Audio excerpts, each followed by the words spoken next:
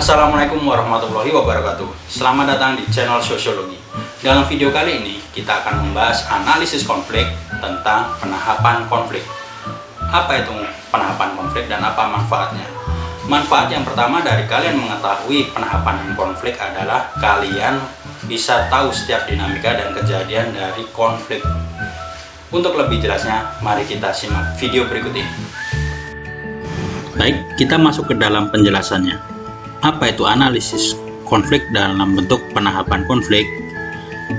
Penahapan konflik artinya sebuah grafik yang menunjukkan adanya peningkatan dan penurunan intensitas konflik yang digambar dalam skala waktu. Jadi di sini kalian dapat melihat adanya kronologi peristiwa konflik, kejadian dari sebelum sampai terjadinya konflik. Berikutnya yang kedua yaitu tujuan penggunaan alat analisis penahapan konflik. Sudah dijelaskan di awal, di sini akan lebih dirinci. Yang pertama, untuk melihat tahap-tahap dan siklus peningkatan dan penurunan konflik.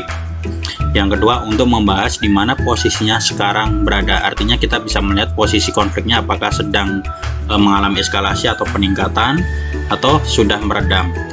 Yang ketiga, ini yang tujuan paling utama yaitu untuk meramalkan pola-pola peningkatan intensitas konflik di masa depan sehingga lebih waspada atau bisa mencari upaya pencegahan dan penyelesaiannya.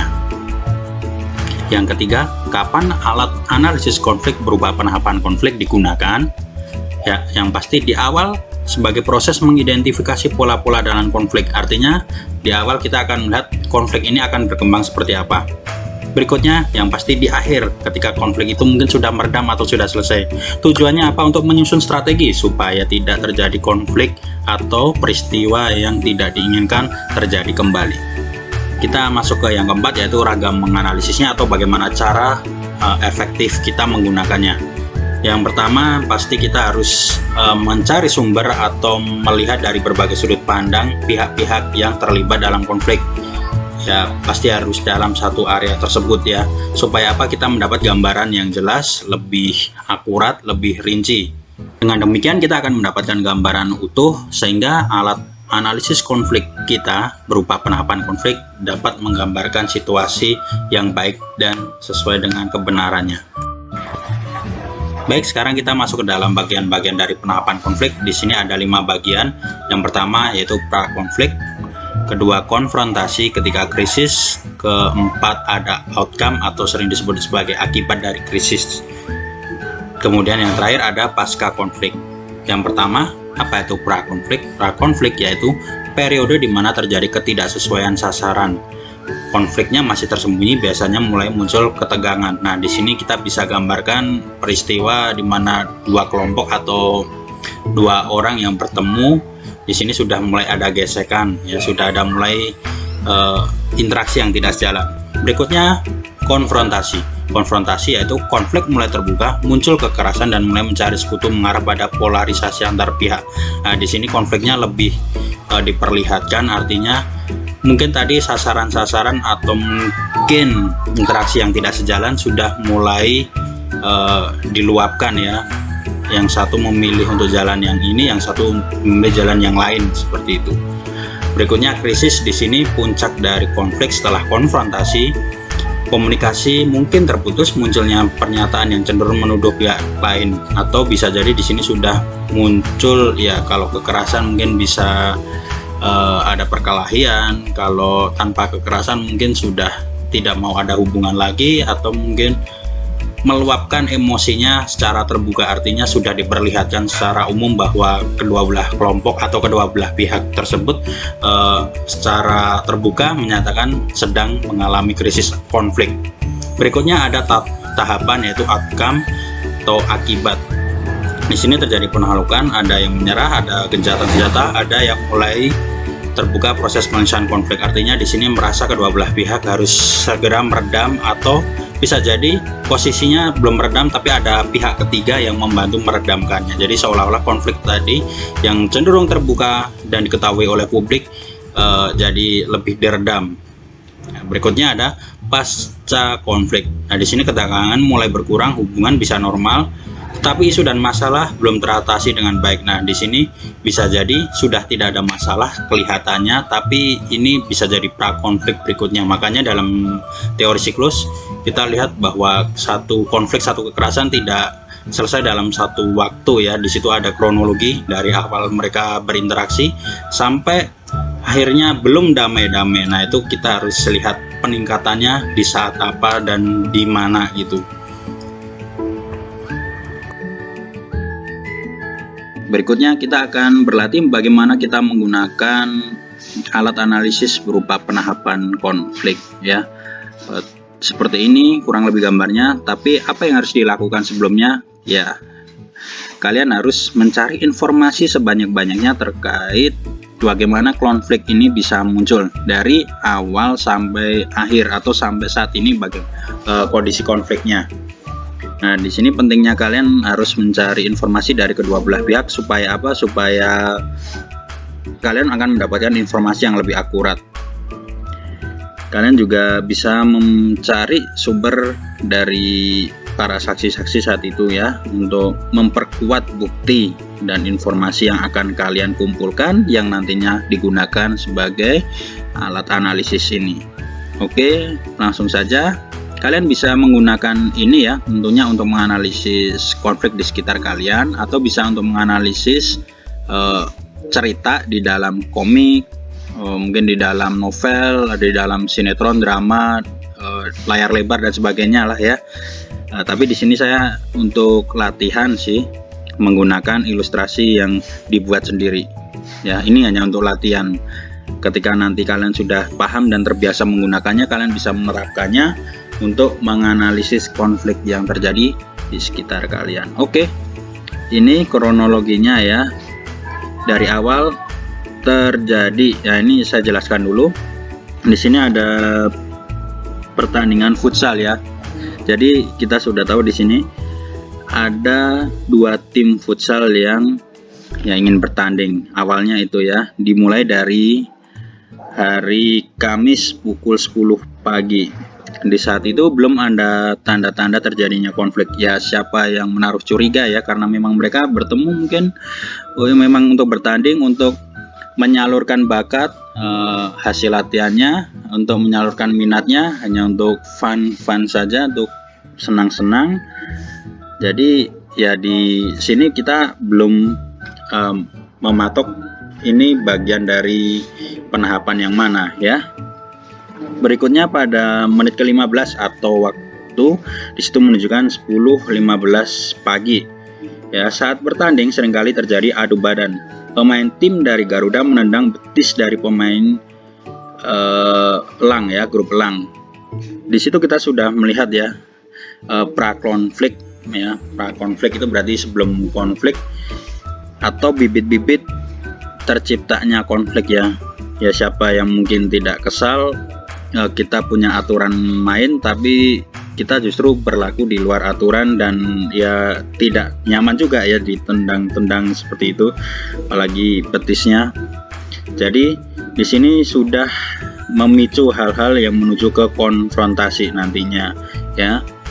Makanya di menit ke-20 atau 10:20 sudah mulai tuh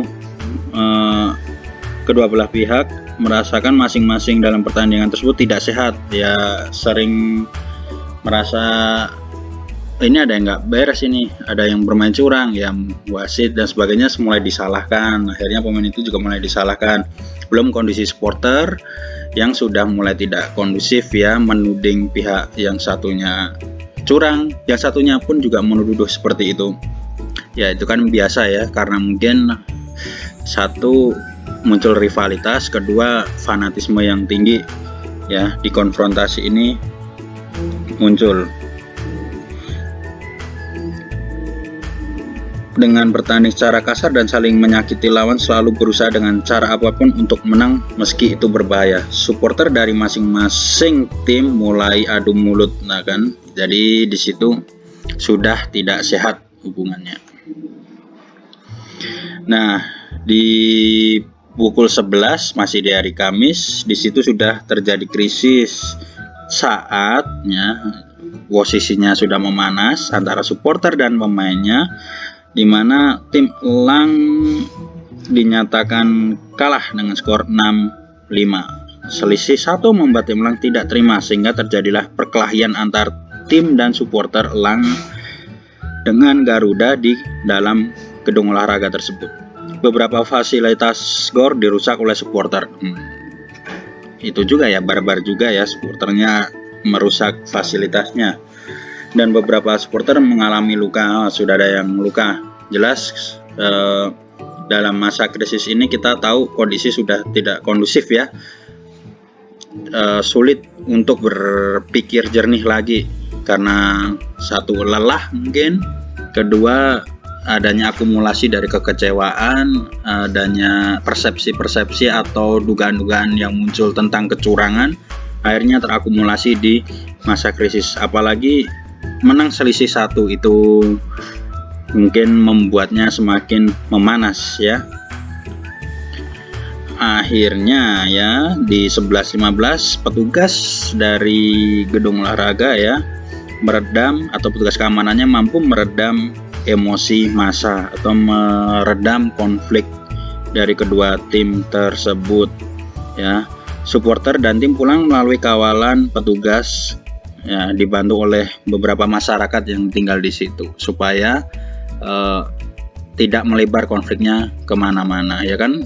Kalau tidak diredam, habis ngerusak gedung olahraga, nanti akan merusak fasilitas yang lain atau akan dilakukan yang ke sesuatu yang lain mungkin ya.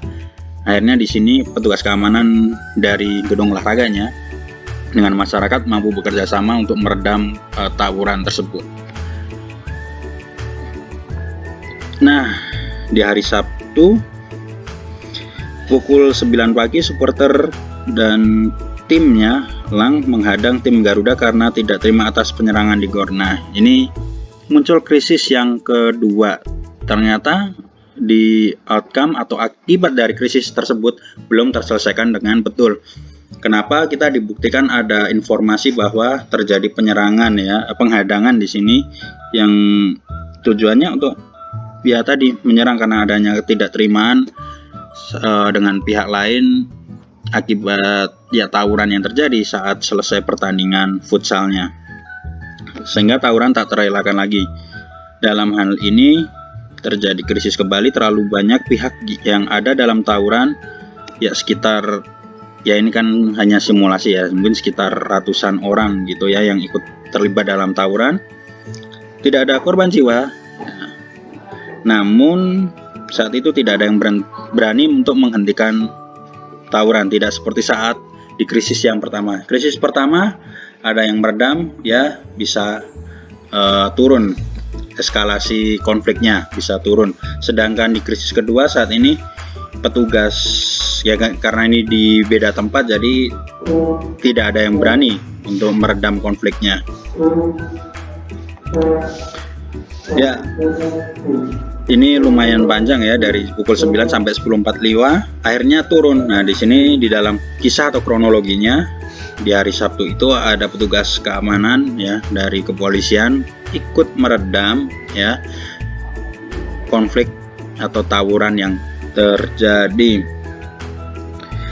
Ya, pada pukul 11 beberapa supporter yang tertangkap dimintai keterangan dan diberikan sosialisasi. Ya, di sini karena sudah penegak hukum mungkin ya atau dari kepolisian, dan memang arenanya sudah bukan arena internal yaitu futsal, sudah berkembang menjadi konflik yang lebih terbuka di masyarakat. Akhirnya kepolisian yang datang. Di sini ya seperti terjun bebas ya, outcome atau akibatnya turun gratis karena ya beberapa tertangkap akhirnya ya dikenai sanksinya pidana ya, kriminalitas di sini karena melakukan tawuran. Oke, di hari Sabtu pukul 11 itu berarti sudah masuk ke pasca konflik. Nah, pasca konflik di sini artinya setelah ya semua pihak dikembalikan oleh atau dari kepolisian ke keluarga masing-masing, mungkin ada beberapa anggota yang tertangkap ya dari masing-masing tim, entah itu dari tim Elang atau tim Garuda, yang mungkin membuat kesepakatan di luar membuat kesepakatan antar anggotanya masing-masing, antar timnya masing-masing. Artinya karena mereka harus membuat semacam perjanjian, akhirnya di pukul 11 betul-betul mereka meredam ya. Tapi setelah kejadian tersebut, kedua tim dan supporter memang tidak melakukan tawaran lagi. Di sini buktinya ya.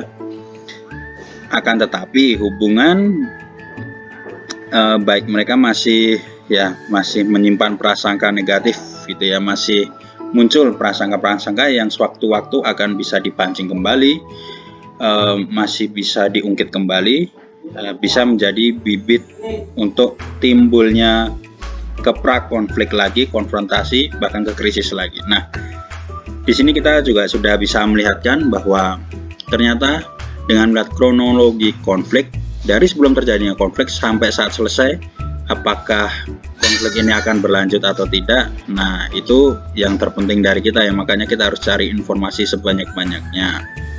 Dan kalaupun mereka damai, hal apa yang harus mereka sepakati, hal apa yang harus mereka lakukan supaya kedua belah pihak tidak lagi melakukan konflik ya yang dipicu oleh tadi pertandingan yang tidak sehat. Apakah nanti bertanding lagi tapi dengan aturan yang lebih baik untuk menunjukkan benar-benar salah satu tim yang menang nanti adalah tim yang hebat karena aturannya sehat, fair play seperti itu, sehingga konflik selesai, atau bagaimana? Nah, di sini kita juga belum menghitung korban, apakah korban juga akan diganti rugi dan sebagainya. Nah, itu jadi dengan analisis ini kita akan membuka pikiran, akan menemukan berbagai macam solusi supaya tadi setelah pasca konflik harapannya tidak lagi ke pra-konflik, konfrontasi sampai krisis kembali. Oke, itu saja yang bisa saya sampaikan.